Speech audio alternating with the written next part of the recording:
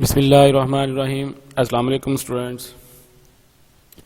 जैसा कि आपको पता है कि बेटा हम चैप्टर नंबर 10 की रिव्यू एक्सरसाइज हम लोगों ने डिस्कस कर ली थी। अब हम जो है वो आपके पास चैप्टर नंबर 11 की रिव्यू एक्सरसाइज डिस्कस करेंगे, ताकि हमारे जो यहाँ के भी जो एमसीक्यूज़ हैं और कुछ डिफाइंस जो हैं वो आपके पास क्लियर हो जाएं, ताकि हमारे पास जो शॉर्ट क्वेश्चन हम बोर्ड के अंदर आसानी अटैम्प्ट कर सकें।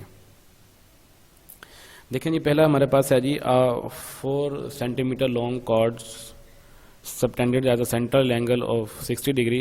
4 सेंटीमीटर लॉन्ग की आपके पास कॉर्ड है subtended at a central angle of 60 degree. The radial segment of this circle is, तो रेडियल सेगमेंट क्या होगा? तो बेटा इसका जो आपके पास ऑप्शन है वो आपके पास होगा डी आपके पास 4 सेंटीमीटर आपके पास इसका ऑप्शन होगा। ठीक है जी, रेडियल सेगमेंट आपके पास कितना होगा? 4।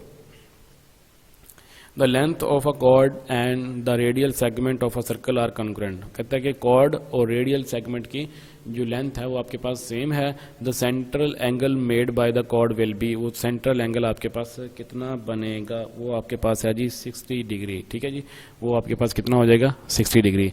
ये पहला और दूसरा एमसीक्यू सेम है। यहाँ पे देखें बेटा, 4 सेंटीमीटर लॉन्ग की कॉर्ड थी तो आंसर कितना था? रेडियल सेगमेंट कितना था? 4। मतलब कॉर्ड और रेडियल सेगमेंट सेम था, तो एंगल कितना था हमारे पास? 60 डिग्री। तो यहाँ पे उसने कॉर्ड और रेडियल सेगमेंट दोनों उसने कहा कि सेम हो, तो आपके पास जो एंगल होगा वो कितना होगा? 60 डिग्री है। ये दोनों सेम एमसीक्यूज हैं, जस्ट उन्होंने घुमा फिरा के दिए हुए हैं। ठीक है जी, इसको आपने अच्छे तरीके से अंडरस्टैंड कर लेना है। Out of 2 concurrent arcs of a circle, if one arc make a central angle of 30 degree, then the other arc will be subtended the central angle of 15 degree है जी, 30 डिग्री है, 45 डिग्री है आपके पास, और आपके पास है जी 60 डिग्री है जी। ठीक है जी, इसका जो आपके पास ऑप्शन होगा बेटा वो है आपके पास 30 डिग्री आपके पास इसका ऑप्शन होगा। तो यहाँ के क्योंकि हमने इस चैप्टर के एमसीक्यूज जो हैं वो नहीं डिस्कस किए हुए, तो ये आपको जो है मैं निशान लगवा रहा हूँ कि आप इन पे टिक कर सकते हैं। तो एमसीक्यूज अगर हम इसके कर लेते हैं तो ये था कि आपके पास ये एमसीक्यूज हो सकते थे, क्योंकि हमने इस चैप्टर के एमसीक्यूज बोर्ड के मुताबिक नहीं करने, पंजाब सिलेबस के मुताबिक, तो इसलिए हमने सिर्फ इसकी रिव्यू एक्सरसाइज आपके साथ डिस्कस करनी है, और थ्योरम जो है वो सिर्फ हमने 9 और 12 चैप्टर के करने होते हैं। 30 डिग्री इसका क्या आ जाएगा? आपके पास ऑप्शन आ जाएगा जी।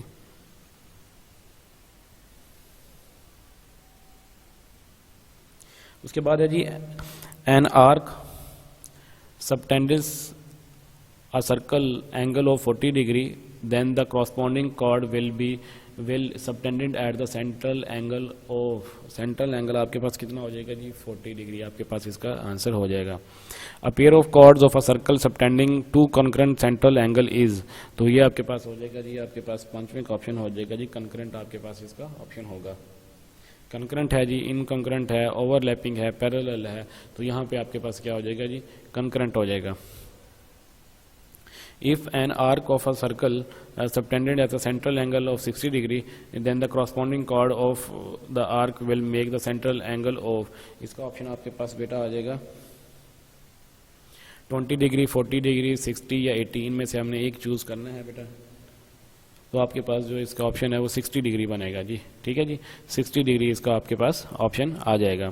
A semi circumference and the diameter of a circle both subtended at central angle of, तो यहाँ पे आपके पास जो इसका ऑप्शन होगा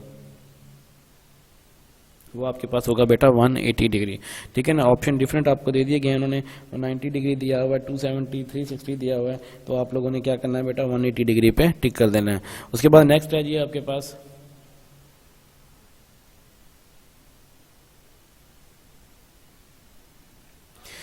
नेक्स्ट है जी आपके पास बेटा the chord length of a circle subtended central angle of 180 is always less than radial segment, equal to the radial segment, double that the radial segment और नॉन ऑफ दिस आपके पास इसका option है। तो यहाँ पे ऑप्शन जो हम टिक करेंगे वो आपके पास है बेटा double of the radial segment, double of the radial segment, C option जो है बेटा वो आप इसको टिक करेंगे। उसके बाद 9th एमसीक्यू है, if a chord of a circle subtended at the central angle of 60 degree, then the length of the chord and the radial segment are concurrent, inconcurrent, parallel या परपेंडिकुलर। इसमें से जो बेटा आप टिक करेंगे वो आपके पास होगा कंकरेंट, ए ऑप्शन आपके पास होगा। ठीक है जी, कंग्रेंट आपके पास होगा A option. The arcs opposite to incongruent central angles of a circle are always, वो आपस में क्या होंगी बेटा, वो आपके पास होंगी इनकॉन्ग्रेंट होंगी। The arcs opposite to incongruent central angles the of a circle is always incongruent होंगी आपके पास। बेटा ये एमसीक्यूज इसके बहुत कम थे, 10 एमसीक्यूज हैं इसके बेटा, तो इंपॉर्टेंट भी हैं, इनमें से बोर्ड में क्वेश्चन आ जाता है, तो आप लोगों ने इसको अच्छी तरह से याद कर लेना है, ठीक है, अंडरस्टैंड कर लेना है इनके एमसीक्यूज को।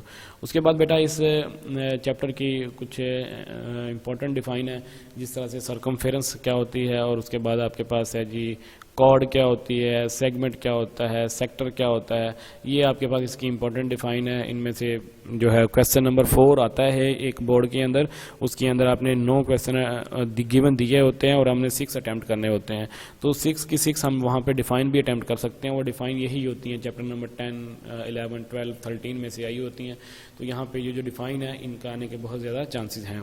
जिस तरह से सर्कमफेरेंस क्या होती है जी, the boundary traced by a moving point in a circle, ये आपके पास डिफाइन लिखी हुई है, in a circle is called its circumference where any portion of the circumference will be known as an arc of a circle। ये circumference की और arc की डिफाइन हो जाएगी।